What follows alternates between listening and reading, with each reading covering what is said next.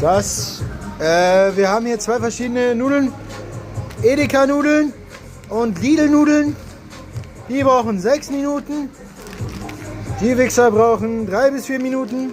Wir müssen das irgendwie timen. Und die werden auch irgendwie anders gemacht, aber wir scheißen. Da muss man mit Wasser, kochendem Wasser übergießen. Die musst du köcheln lassen. Wir lassen jetzt einfach alles köcheln. Ne, wir kochen die Scheiße. Er macht gerade Zucchini, Zwiebel und Pilze. Was eine geile Kombo. Die ist eigentlich übel dumm, fällt mir gerade auf. Natürlich ist sie dumm. Wir sind da. Hier, guck mal, haben wir noch diese geile Soße. Salz. Ja.